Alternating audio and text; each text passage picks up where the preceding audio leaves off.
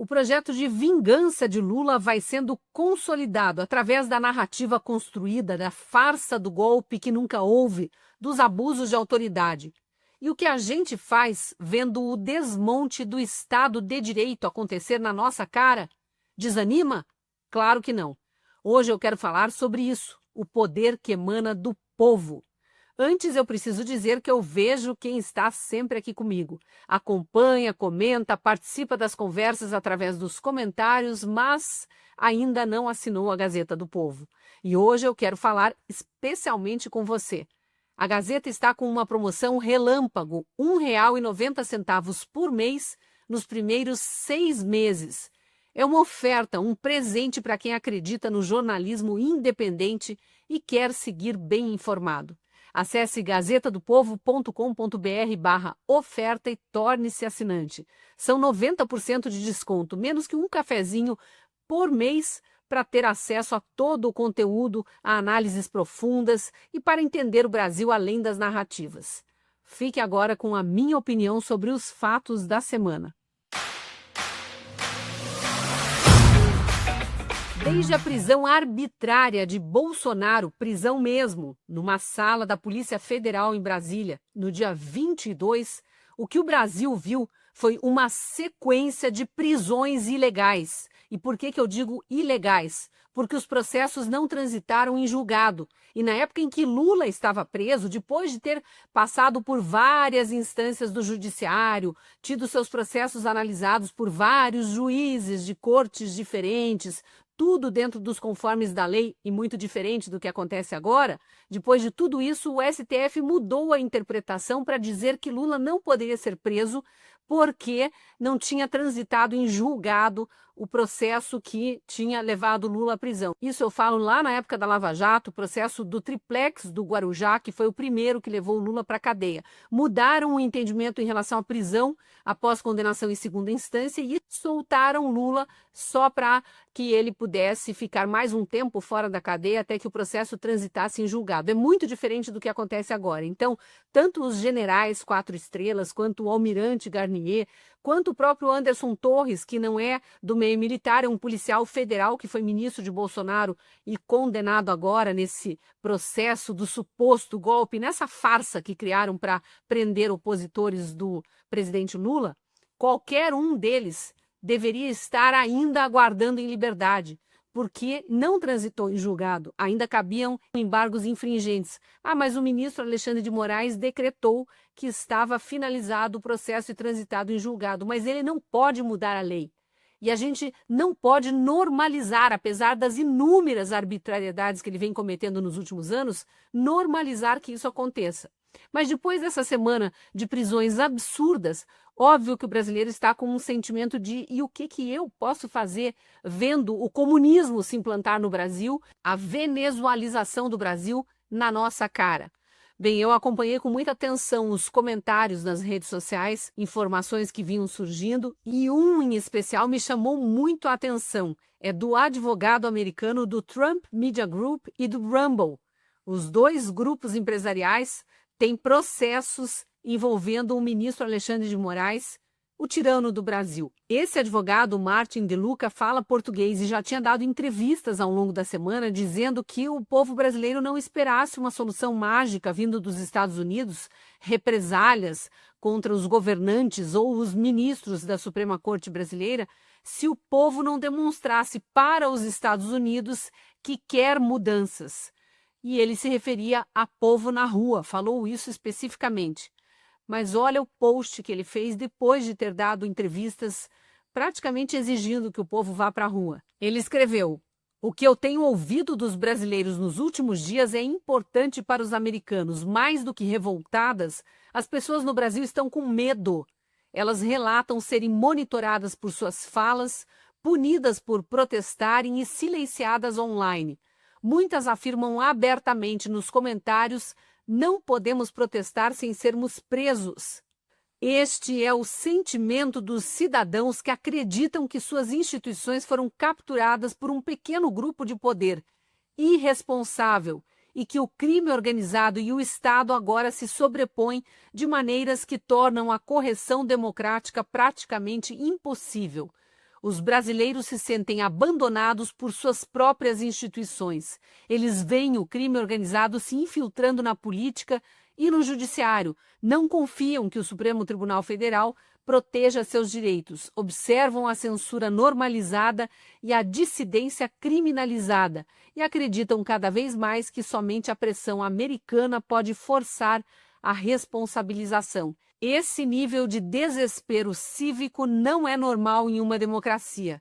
É um sinal de alerta de um sistema que está trilhando um caminho muito sombrio. O público brasileiro está sinalizando que algo fundamental se rompeu e que estão se esgotando as ferramentas democráticas para consertar a situação. Apesar dessa constatação do Martin de Luca, que é verdadeira, ele entendeu realmente o sentimento do povo brasileiro no momento, há saída, e é o próprio povo brasileiro quem dá a solução.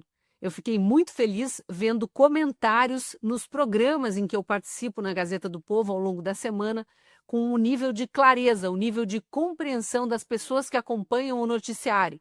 Vejam esses 2 comentários e me digam se o brasileiro não sabe exatamente o que precisa fazer e quem precisa ser pressionado. O Márcio escreveu o seguinte: se todos os governadores e prefeitos chamassem o povo para as ruas, tudo ia cair. Impeachment a todos os ministros ditadores e Lula.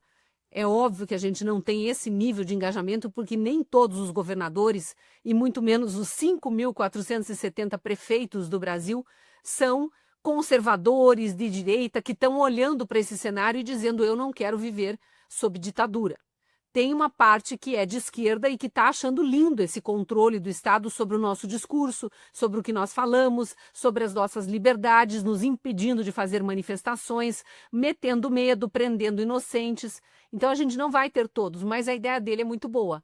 Podíamos nós cobrar do prefeito da nossa cidade e do governador do nosso estado que se posicionassem. De que lado eles estão? Do lado dessa ditadura da toga? Do lado de quem caça nossas liberdades? Do lado de quem prende inocentes? Do lado de quem inventa narrativas? Do lado de quem constrói uma farsa de um golpe que nunca houve? Ou do lado do povo, que quer ver eleições limpas, quer ter o direito de se manifestar, que não quer ser perseguido por pensar diferente de quem está no poder e muito menos ser preso sem ter cometido crime algum? Essa ideia aqui eu achei bem interessante. A Edileuza Modesto escreveu o seguinte: por que não esquecemos a eleição por alguns dias e focamos em irmos às ruas para lutarmos por nossa liberdade? Aqui ela estava se referindo a uma discussão que rolava no chat, falando que apenas as eleições de 2026 vão salvar o Brasil. Só que nós estamos em 2025.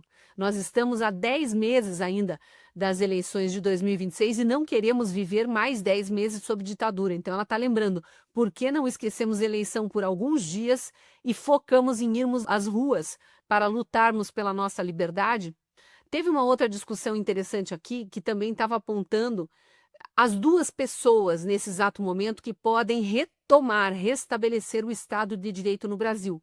Quem trouxe foi o perfil C. Freitas e disse o seguinte: 2 homens que podem mudar o destino do Brasil, Hugo Motta e Alcolumbre. Eu tenho dito isso em todos os comentários que eu faço, em todos os programas jornalísticos ou entrevistas das quais eu participo. Hugo Motta é o presidente da Câmara responsável por colocar em votação o PL da anistia. Davi Alcolumbre é o presidente do Senado responsável por colocar em votação pedidos de impeachment de ministros do Supremo Tribunal Federal que não respeitam a Constituição. O regimento interno da Câmara e do Senado diz que só o presidente pode definir a pauta do dia. Então, só ele coloca em votação os projetos que os demais parlamentares vão votar. E eles têm segurado esses projetos, porque estão em conluio, em conivência com o governo Lula e com o regime implantado pelo governo Lula, que é o regime PT-STF, que persegue opositores.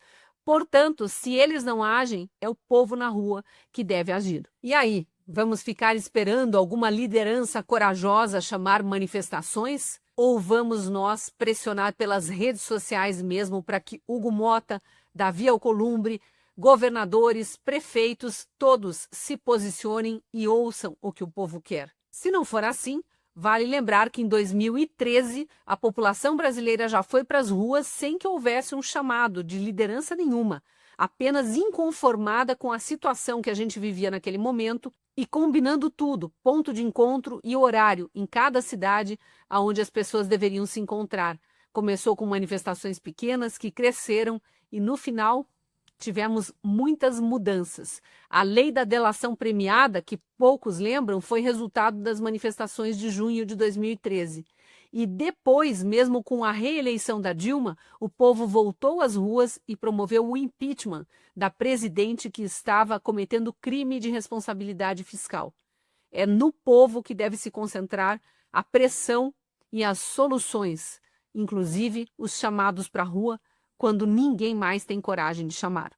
Eu fico por aqui lembrando da promoção Gazeta do Povo para você que ainda não é nosso assinante. R$ 1,90 por mês nos primeiros 6 meses e você libera todo o conteúdo do jornalismo, todo o conteúdo dos colunistas, tem acesso a cursos online, e-books, muito material exclusivo para quem é assinante e ainda ajuda a patrocinar um jornalismo único no Brasil. Não perca a promoção, acesse gazetadopovo.com.br/oferta ou pelo QR Code da tela. E eu te espero lá na Gazeta. Hora de trazer números que mostram o que acontece dentro das redações brasileiras. 81% dos jornalistas se declaram de esquerda e apenas 4% se identificam com a direita. Ao mesmo tempo, a maioria dos jornais não mostra claramente sua posição aos leitores. Já a Gazeta do Povo publica abertamente suas convicções, como a defesa da vida desde a concepção, da família e da livre iniciativa. Para quem desconfia do viés à esquerda do jornalismo, a Gazeta se destaca como um veículo diferente. Quer saber mais? Acesse gazetadopovo.com.br.